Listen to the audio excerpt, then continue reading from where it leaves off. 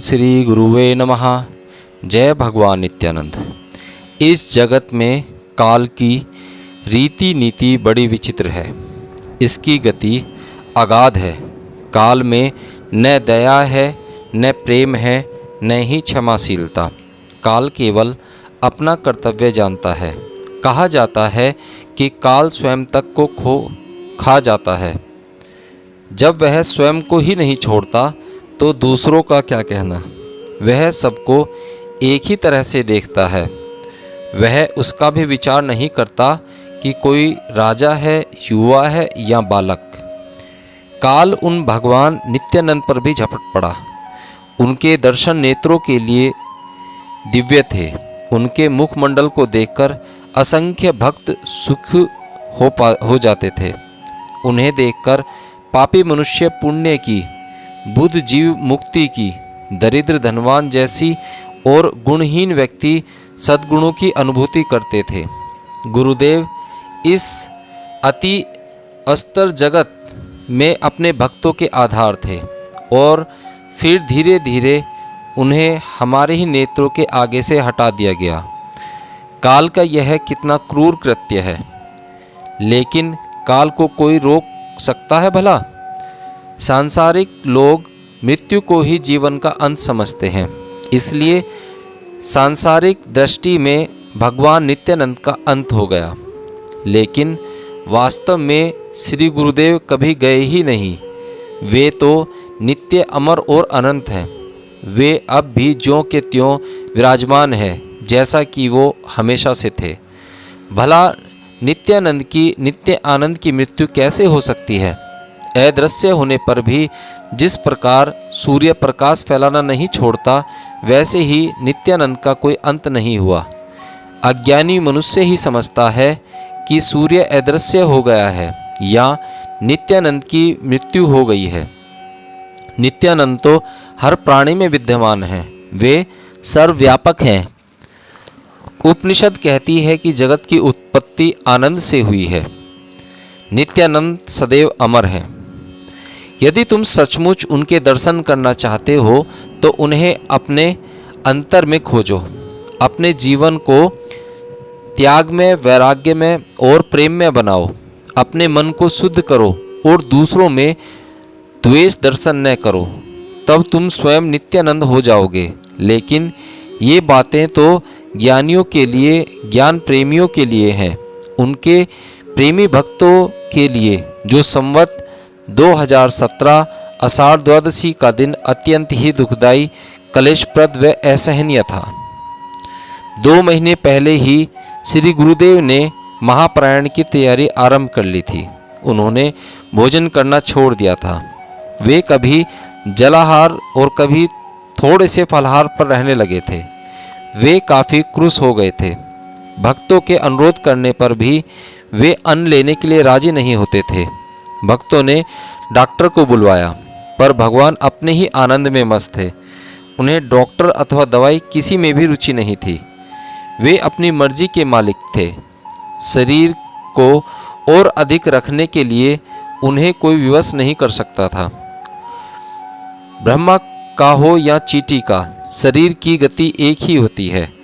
जन्म, वृद्धि, परिवर्तन, रोग, क्षय तथा मृत्यु, ये 6 अवस्थाएं सभी के शरीर पर लागू होती हैं।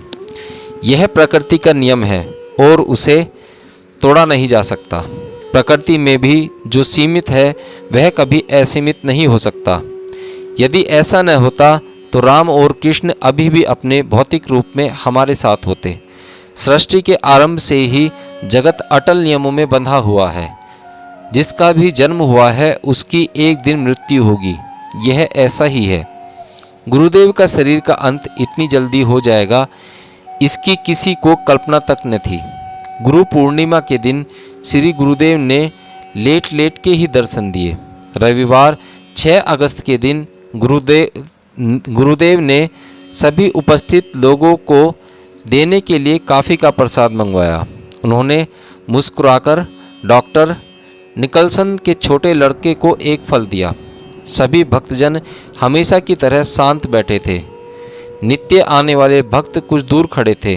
2 दिन बाद मंगलवार अगस्त 1961 को सुबह 10:40 पर उन्होंने महासमाधि ले ली।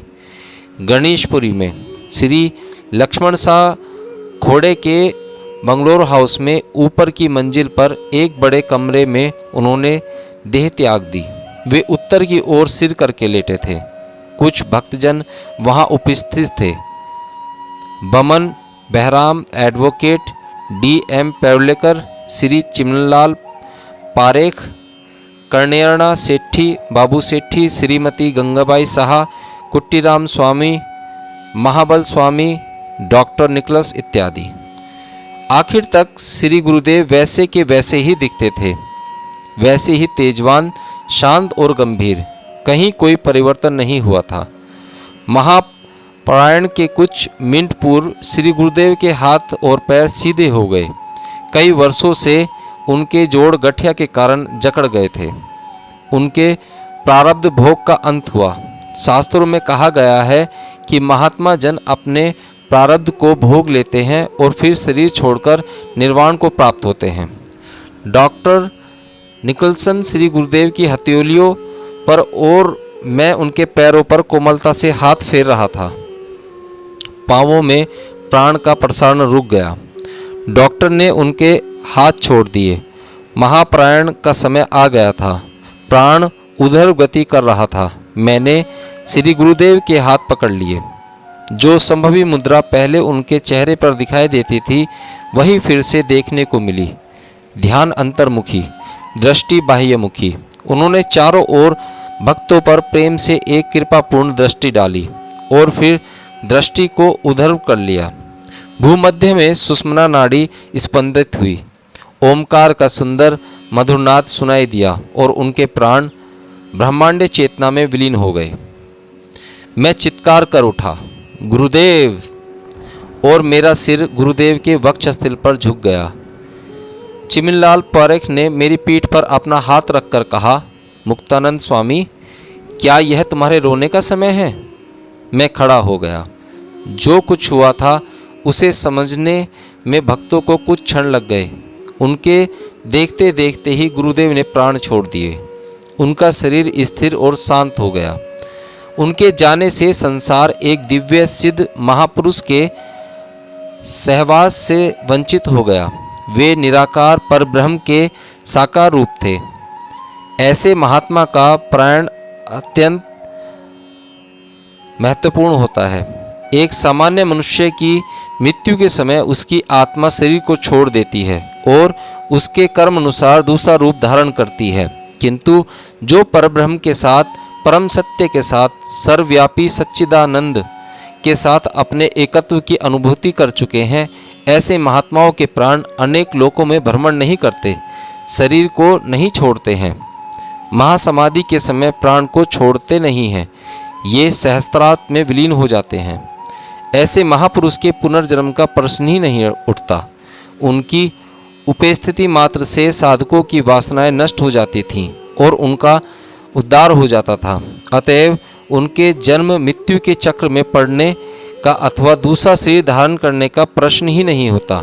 इसलिए एक महात्मा की महासमाधि एक अद्भुत घटना होती है। उस समय मंत्रोच्चार, यज्ञ, शास्त्र पठन, अन्न वितरण, नाम कीर्तन आदि किया जाता है। ये सभी उनके प्रति भक्तों के प्रेम और आदर भाव को अभिव्यक्त करने और उनका स्मरण करने के लिए होते हैं। श्री गुरुदेव के शरीर त्याग के बाद यह प्रश्न सामने आया कि उन्हें समाधि कहाँ दी जाए और इस सारे कार्य की व्यवस्था किस प्रकार की जाए। इसके लिए एक समिति की नियुक्ति की गई और उसका अध्यक्ष मुझे बनाया गया। इस समिति के अन्य सदस्य थे सर्वश्री वाड़ीलाल चतुर्भुज, ककड़ू भाई, काकू भाई कोकाणी, लक्ष्मण शाह खोड़े, चिमनलाल साहा, डॉक्टर निकलसन, बाबू भाई कोकाणी, भास्कर गांधी, बाणो पाटिल, कुट्टीराम स्वामी, शांताराम सेठी और P.K. नैयर।